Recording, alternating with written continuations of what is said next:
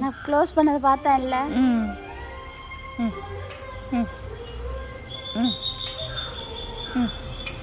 ம் ம்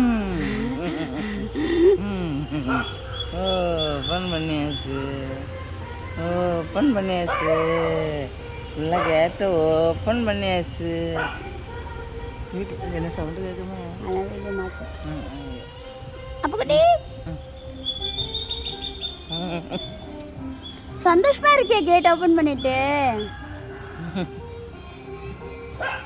அப்போ குட்டி கேட் ஓப்பன் பண்ணிச்சா, இன்னும் க்ளோஸ் பண்ணணுமா? ஒன்றும் பிடிக்குது, ஒன்றும் பிடிக்குது.